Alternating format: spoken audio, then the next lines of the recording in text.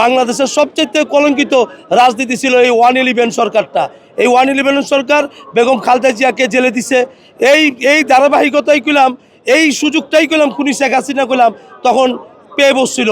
তার নিজের মামলাগুলো তখন তুলে নিয়েছিল এবং খালেদা জিয়ার মামলাগুলোকে বিভিন্নভাবে চালাইছে। এখন দেখেন এই খালেদা জিয়ার মৃত্যুর জন্য যে বিচারকরা এই ভুয়া মামলা, মিথ্যা মামলা, 2 কোটি টাকার মিথ্যা মামলা তাকে জেলে রাখা হয়েছিল। এই কেন্দ্রীয় কারাগারে একটি আসামিও ছিল না, তাকে একা রাখা হয়েছিল। এই যে নির্যাতন, এই যে মানসিক যন্ত্রণা দিয়ে তাকে হত্যা করা হয়েছে, আজকে আল্লাহ সুবহানাহু ওয়া তাআলা তার সম্মানকে প্রকাশ করে দিয়েছে। আজকে সারা পৃথিবীতে সবচেয়ে বড় জানাজা, ইতিহাসের সবচেয়ে বড় জানাজা হতে যাচ্ছে।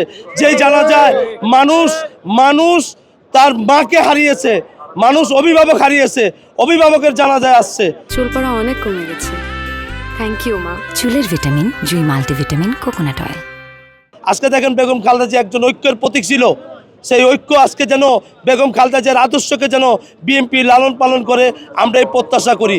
বেগম খালেদা জিয়া যেরকম যুদ্ধ অপরাধীর ব্যাপারে বেগম খালেদা জিয়া পরিষ্কারভাবে যেরকম বলেছিল যে এইটা একটি কাল্পনিক গল্প কাহিনীর মতো, বিনা অপরাধে তাদেরকে ফাঁসি দেওয়া হয়েছে, এইটা যেন আমরা মেনে নেই। আমরা বিভাজনের রাজনীতি চাই না, আমরা বিভাজনের রাজনীতি করতেও চাই না। আমরা চাই বাংলাদেশে বেগম খালেদা জিয়া ঐক্যর যে প্রতীক, 4 দলীয় ঐক্যের প্রতীক যে রেখে গিয়েছিল, আমরা চাই আগামী দিনে জনাব তারেক রহমানের নেতৃত্বে বাংলাদেশের একটা ঐক্যর স্থাপন, জাতীয় সরকার গঠন করে এইটা জিয়া রহমানের আদর্শ এবং বেগম খালেদা জিয়ার যে স্বপ্ন সেটা জনাব তারেক রহমান বাস্তবায়ন করবেন। এইটা আমরা বাংলাদেশের আপামর জনগণ, আপামর সাধারণ মানুষ এটা আমরা আশা করি। কারণ 1971 সালের পর থেকে বাংলাদেশের বিভাজনের রাজনীতি করে বাঙালি জাতিকে কখনো একত্র হতে দেয়নি। ওই পারের যে বাবুর আছে, ভারতের দালালের আছে, তারা সবসময় বাংলাদেশে বিভাজনের রাজনীতি সৃষ্টি করে রেখে আমাদের মানুষকে কখনো ঐক্যবদ্ধ হতে দেয়নি। আমরা চাই না আর কোনোদিন বিভাজনের রাজনীতি করতে। আমরা একটা সমঝোতার রাজনীতি করতে চাই, আমরা একটা ঐক্যের রাজনীতি করতে চাই। আপনারা জানেন যে ঐক্যের রাজনীতি আমাদের বাংলাদেশকে উন্নয়নের দিকে নিতে পারে।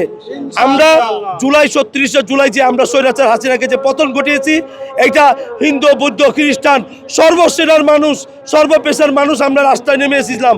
কারণ এই হাসিনার 17 বছরের জুলুম নির্যাতন আমরা আর সহ্য করতে পারতেছিলাম না।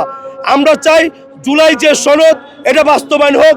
জুলাই চেতনাকে আমরা ঐক্যবদ্ধ যেভাবে হয়েছিলাম একটা স্বৈরা শাসকের বিরুদ্ধে, আমরা চাই আগামী দিনে বাংলাদেশ আমাদের তরুণদের স্বপ্নকে আগিয়ে নিয়ে যেতে আমাদের তরুণকে ঐক্যবদ্ধ রাখতে হলে জুলাই চেতনাকে আমাদেরকে ধারণ করতে হবে। আমাদের ভাষা আন্দোলন ফিক্সড হয়ে গেছে, 1971 আমাদের ফিক্সড হয়ে গেছে। আমরা এই জুলাই চেতনাকে বাস্তবায়ন করতে চাই। জুলাইয়ের আন্দোলনকে আমরা ঐক্যবদ্ধভাবে যেভাবে সকলে ছিলাম, আগামী নির্বাচনে আমরা ঐক্যবদ্ধভাবে জাতীয় সরকার গঠন করে তারেক রহমানের নেতৃত্বে আমরা চাই একটা সুন্দর বাংলাদেশ গঠন হোক, যেখানে আমার সন্তানরা নিরাপদে থাকবে, কাউকে গুম করা হবে না, কাউকে খুন করা হবে না, কাউকে মিথ্যা মামলা দিয়ে জেলে থাকতে হবে না, অন্যায়কারী পার পাবে না, কোনো বিদেশি প্রভুদের কাছে আমাদের মাথা নত হবে না।